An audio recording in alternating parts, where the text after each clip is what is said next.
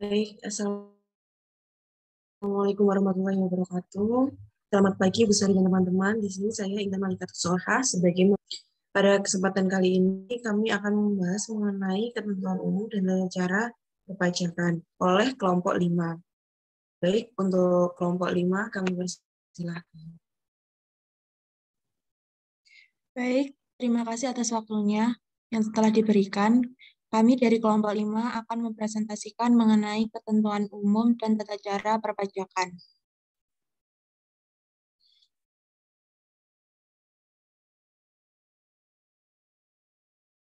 Nama anggota kelompok kami yang terdiri dari saya, Andini, Helen Ayu, dan Mona Lisa.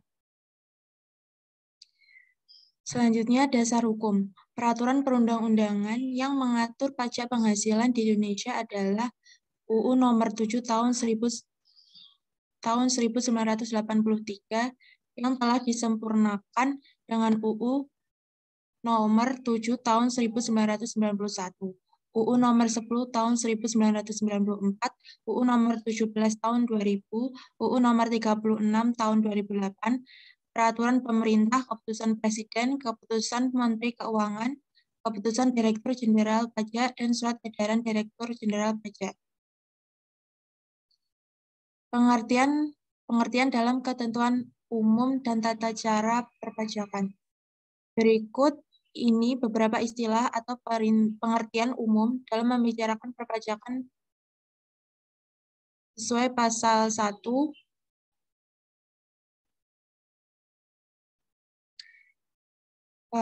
Yang pertama ada pajak adalah kontribusi wajib kepada negara yang terutang oleh orang pribadi atau badan yang bersifat memaksa berdasarkan undang-undang dengan tidak mendapatkan imbalan secara langsung dan digunakan untuk keperluan negara bagi sebesar-besarnya kemakmuran rakyat.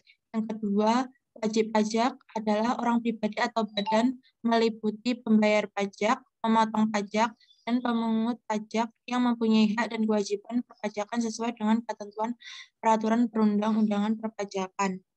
Yang ketiga, badan adalah sekumpulan orang dan atau modal yang merupakan kesatuan, baik yang melakukan usaha maupun yang tidak melakukan usaha, yang meliputi perseroan terbatas, perseroan komanditer, perseroan lainnya, badan usaha milik negara atau badan usaha milik daerah, dengan nama dan dalam bentuk apapun. Kemudian yang keempat, pengusaha adalah orang pribadi atau badan dalam bentuk apapun yang dalam kegiatan usaha atau pekerjaannya menghasilkan barang, mengimpor barang, mengekspor barang, melakukan usaha perdagangan, memanfaatkan barang tidak berwujud dari luar daerah pabean, melakukan usaha jasa atau memanfaatkan jasa dari luar daerah pabean. Yang kelima, pengusaha kena pajak adalah pengusaha yang melakukan penyerahan barang kena pajak dan atau penyerahan jasa kena pajak yang dikenai pajak berdasarkan Undang-Undang Pajak Pertambahan Nilai tahun 1984 dan perubahannya.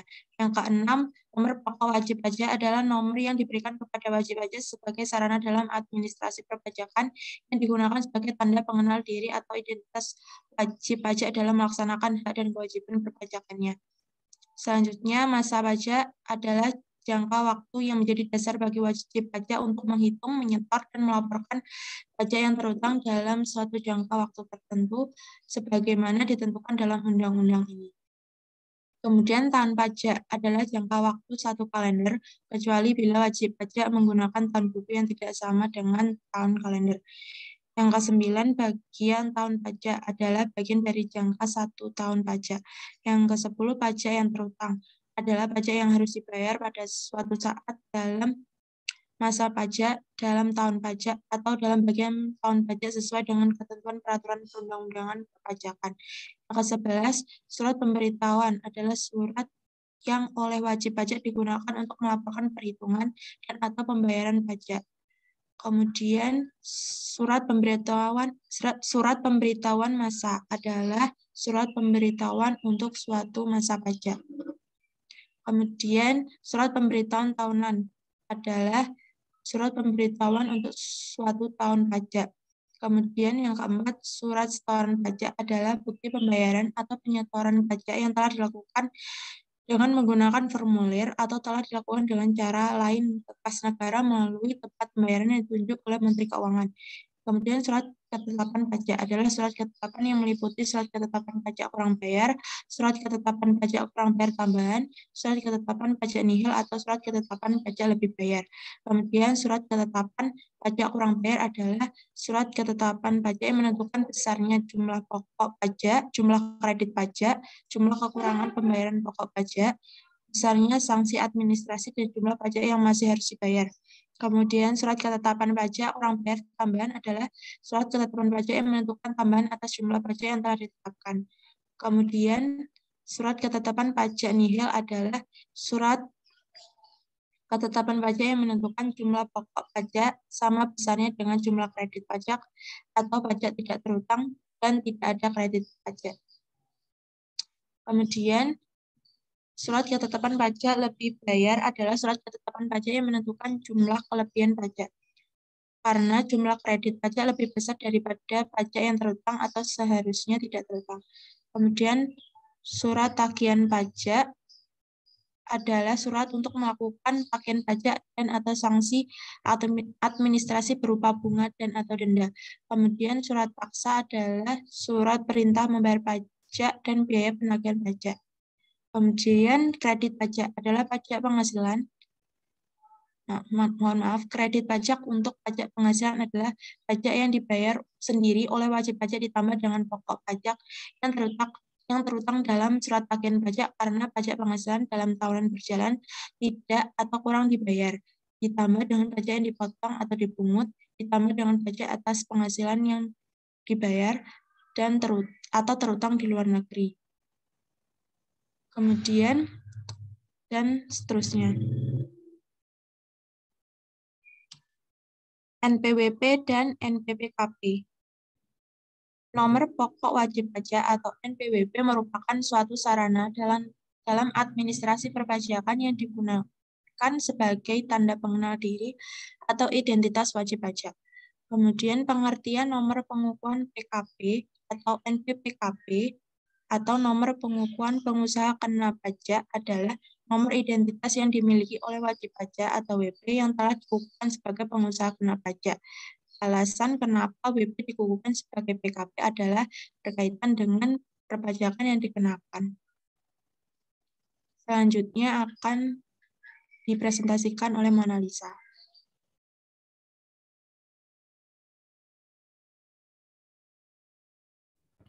Baik, untuk selanjutnya yaitu penghapusan MPWP. Penghapusan nomor pajak wajib pajak dilakukan oleh Direktur Jenderal Pajak apabila yang pertama yaitu diajukan permohonan penghapusan nomor pajak wajib pajak oleh wajib pajak dan atau ahli hariannya apabila wajib pajak sudah tidak memenuhi persyaratan subjektif dan atau objektif sesuai dengan ketentuan. Kedua yaitu wajib pajak badan dilikuidasi karena penghentian atau penggabungan usaha. Yang ketiga yaitu wajib pajak untuk usaha tetap menghentikan kegiatan usahanya di Indonesia. Yang keempat, wajib pajak orang pribadi wanita menikah dan tidak melaksanakan kewajiban pajak sendiri. Yang kelima yaitu wajib pajak yang piutangnya dihapuskan akibat tidak memiliki kekayaan atau meninggal tanpa warisan. Yang keenam, dianggap perlu oleh Direktur Jenderal Pajak untuk menghapus nomor pokok wajib pajak dari wajib pajak yang sudah tidak memenuhi persyaratan subjektif dan atau objektif sesuai dengan ketentuan peraturan perundang-undangan perpajakan. Next. Selanjutnya yaitu pencabutan pengukuhan PKP. Pencabutan pengukuhan pengusaha kena pajak dilakukan oleh Direktur Pajak apabila yang pertama, pengusaha kena pajak pindah alamat kenaungan KPP lain. Yang kedua yaitu pengusaha kena pajak menyalahgunakan pengukuhan. Dan yang ketiga, peredaran bruto pengusaha kena pajak tidak melebihi batasan pengusaha kecil. Yang keempat yaitu kewajiban PPN pengusaha kena pajak dipusatkan di tempat lain. Wajib pajak pindah. Jika WP pindah domisili atau pindah tempat kegiatan usaha, wajib pajak wajib melaporkan diri ke KPP lama maupun KPP baru dengan ketentuan sebagai berikut. Yang pertama itu atau tempat kegiatan usaha atau pekerjaan bebas adalah surat keterangan tempat tinggal baru atau tempat kegiatan usaha atau pekerjaan bebas yang baru dari instansi yang berwenang atau lurah ataupun kepala desa. Yang kedua yaitu wajib pajak orang pribadi non-usaha. Surat keterangan tempat tinggal baru dari lurah atau kepala desa atau surat keterangan dari pimpinan instansi perusahaannya. Yang ketiga itu wajib pajak badan.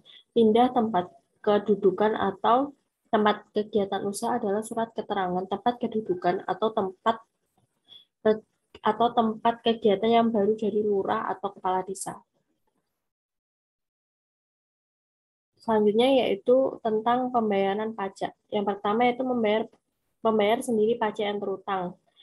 Yang pertama, pembayaran angsuran setiap bulan sesuai PPh pasal 25 yaitu pembayaran pajak penghasilan secara angsuran.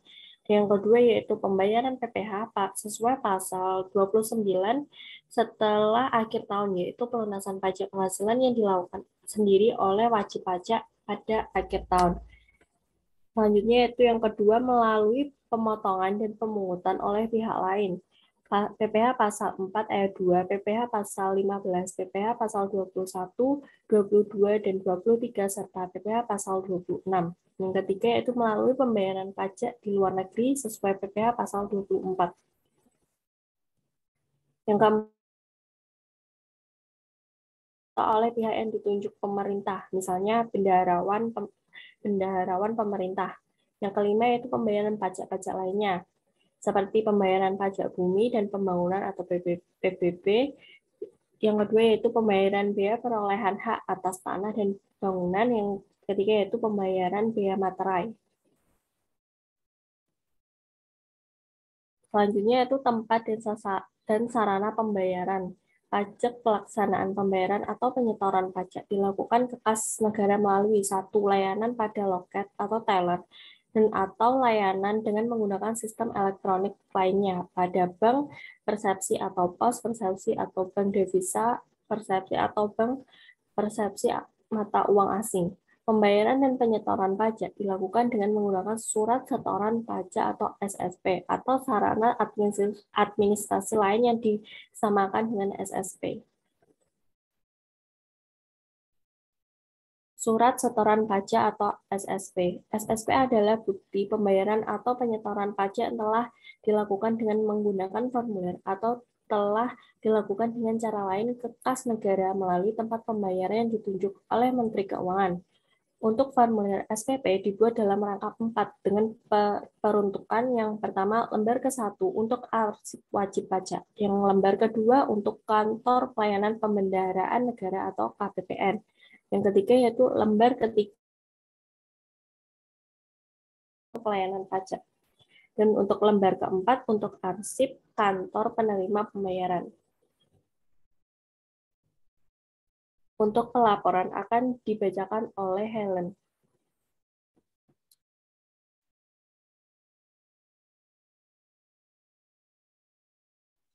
Baik, saya akan meneruskan. Pelaporan surat pemberitahuan atau SPT merupakan sarana bagi wajib pajak untuk melaporkan hal-hal yang berkaitan dengan kewajiban perpajakan. SPT harus diisi dengan benar, lengkap, dan jelas dalam bahasa Indonesia dengan menggunakan huruf Latin dan angka Arab, satuan mata uang rupiah, dan menandatangani, serta menyampaikannya ke kantor pelayanan pajak atau KPP atau tempat lain yang ditetapkan oleh Direktur Jenderal Pajak. Next. Fungsi SPT bagi wajib pajak penghasilan itu sebagai sarana untuk melaporkan dan mempertanggungjawabkan perhitungan jumlah pajak yang sebenarnya terutang dan untuk melaporkan tentang yang pertama, pembayaran atau pelunasan pajak yang telah dilaksanakan sendiri atau melalui pemotongan pemungutan pihak lain dalam 1 tahun pajak atau bagian tahun pajak. Yang kedua, penghasilan yang merupakan objek pajak atau bukan objek pajak. Yang tiga, harta dan kewajiban. Yang keempat, pembayaran dari pemotong atau pemungut tentang pemotongan atau pemungutan pajak orang pribadi atau badan lain dalam satu masa pajak sesuai dengan ketentuan peraturan perundang-undangan perpajakan yang berlaku. Next.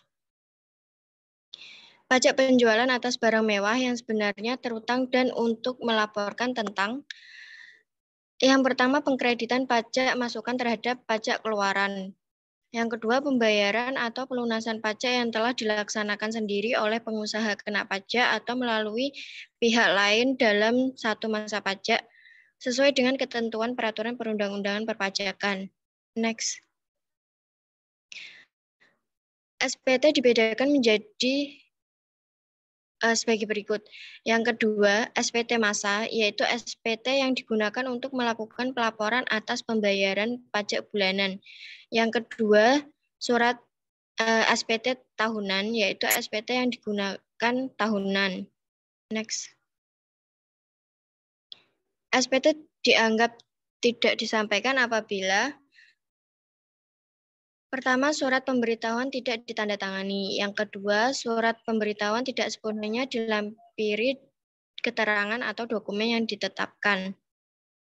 Yang ketiga, surat pemberitahuan yang menyatakan lebih bayar disampaikan setelah 3 tahun sesudah berakhirnya masa pajak. Yang keempat, surat pemberitahuan disampaikan setelah Direktur Jenderal Pajak melakukan pemeriksaan atau penerbitan surat ketetapan pajak. Next. Tata cara pengisian dan penyampaian SPT. Tata cara pengisian SPT diatur sebagai berikut. Yang pertama, wajib pajak wajib mengisi dan menyampaikan surat pemberitahuan dengan benar, lengkap, jelas, dan menandatanganinya. Yang kedua, surat pemberitahuan wajib pajak badan harus ditandatangani oleh pengurus atau direksi. Yang ketiga, dalam hal wajib pajak menunjuk orang kuasa dengan surat kuasa khusus untuk mengisi dan menandatangani surat pemberitahuan. Yang keempat, surat pemberitahuan pajak penghasilan wajib pajak yang wajib menyelenggarakan pembukaan harus dilampiri dengan laporan keuangan berupa neraca dan laporan laba rugi, serta keterangan lain yang diperlukan untuk menghitung besarnya penghasilan kena pajak. Yang kelima, dalam hal laporan keuangan diaudit oleh akuntan publik, tetapi tidak dilampirkan pada surat pemberitahuan. Surat pemberitahuan dianggap tidak lengkap dan tidak jelas, sehingga surat pemberitahuan dianggap tidak disampaikan. Next. Contoh kasus, PTA menyampaikan surat pemberitahuan tahunan pajak penghasilan tahun 2016 yang menyatakan penghasilan neto 200 juta, lalu dikurangi rugi fiskal SPT PPh 2015 sebesar 150 juta, dan penghasilan kena pajak 50 juta. Terhadap surat pemberitahuan pajak penghasilan tahun 2015 dilakukan pemeriksaan dan pada tanggal 6 Januari 2018 diterbitkan surat ketetapan pajak yang menyatakan rugi fiskal sebesar 70 juta. Next. Berdasarkan surat ketetapan pajak tersebut, Direktur Jenderal Pajak akan mengubah perhitungan penghasilan kena pajak tahun 2016 menjadi sebagai berikut. Penghasilan neto sebesar 200 juta, dikurangi rugi fiskal menurut surat ketetapan pajak sebesar 70 juta, dan hasil penghasilan kena pajak sebesar 130 juta. Oleh karena itu, penghasilan kena pajak dari surat pemberitahuan yang semula 50 juta didapat dari 200 juta dikurangi dengan 150 juta, maka setelah pembetulan menjadi 130 juta didapat dari 200 juta dikurangi 70 juta. Baik, sekian dari presentasi kami. Jika ada yang ditanyakan, silahkan tulis di kolom chat Zoom. Dan untuk selanjutnya akan saya serahkan ke moderator. Baik, terima kasih. Untuk teman-teman yang ingin bertanya, silakan menuliskan pertanyaannya di kolom chat Zoom.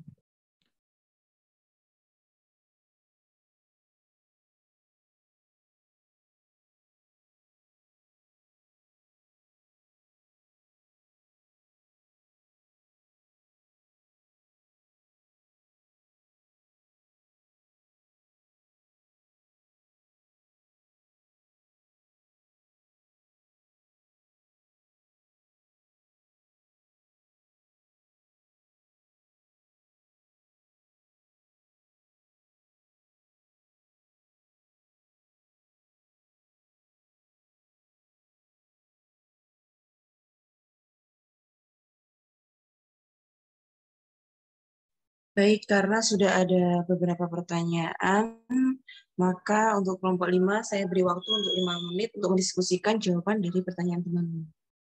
Silakan.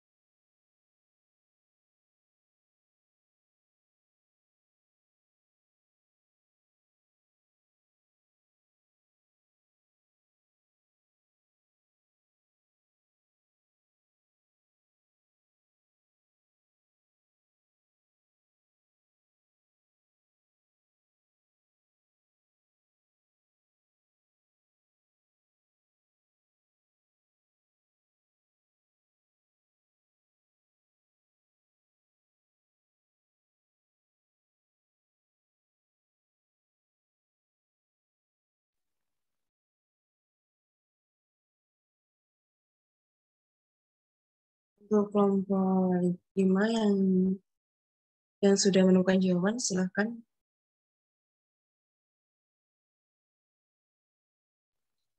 Baik, saya akan menjawab pertanyaan dari Alsa Jelita. Bagaimana langkah-langkah dari penghapusan NPWP? Wajib pajak dapat mengajukan permohonan penghapusan NPWP secara tertulis atau manual. Ini dilakukan dengan mengisi dan menandatangani formulir penghapusan NPWP di KPP terdekat, kemudian menyerahkan dokumen yang disyaratkan ke KPP tempat tinggal atau tempat kegiatan usaha wajib pajak. Bagaimana Mbak Alsa? Apakah sudah cukup jelas? Iya, sudah jelas. Terima kasih Mbak Helen.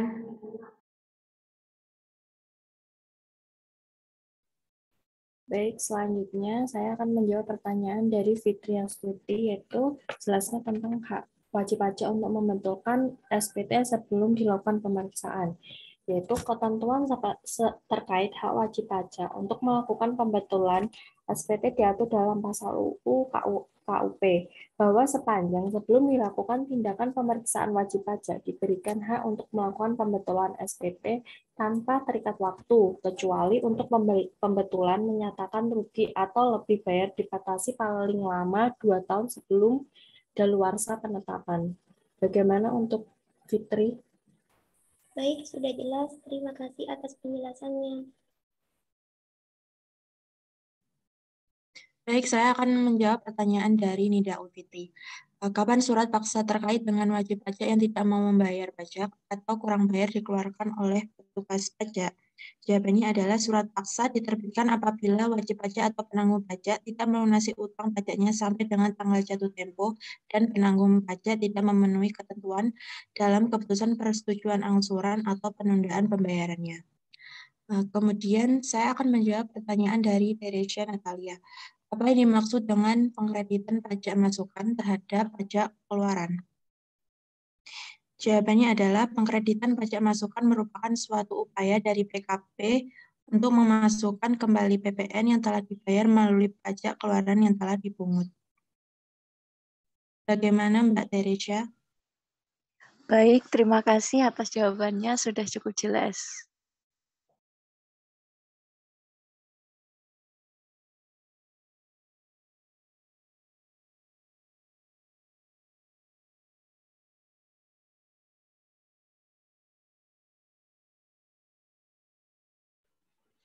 Baik, saya akan menjawab pertanyaan dari Rida Nurlaila. Apakah setiap wajib pajak yang telah memiliki NPWP wajib melaporkan usahanya untuk dikukuhkan sebagai PKP? Jadi apabila wajib pajak orang pribadi yang sudah memiliki NPWP tidak wajib mengurus nomor pokok pengusaha kena pajak atau NPPKP terlebih dahulu untuk menjalankan kegiatan usahanya sepanjang selama 1 tahun tidak melakukan penyerahan barang kena pajak atau jasa kena pajak dengan jumlah peredaran bruto atau penerimaan bruto lebih dari 4.800.000.000. Bagaimanakah Mbak Rida? Apakah sudah cukup jelas? Baik, sudah jelas. Terima kasih atas penjelasannya. Baik, selanjutnya yaitu saya akan menjawab pertanyaan dari Novi Puspitasari. Pada slide ke-10 poin penghapusan NPWP, jadi kapan wajib pajak dapat mengajukan permohonan penghapusan NPWP? Jadi dijelaskan bahwa penghapusan NPWP boleh dilakukan terhadap wajib pajak yang sudah tidak lagi memenuhi persyaratan subjektif dan atau objektif sesuai perundang-undangan perpajakan. Dan untuk lebih lanjutnya, untuk penghapusannya dapat dilakukan atas permohonan wajib pajak atau secara jabatan. Bagaimana untuk Novi?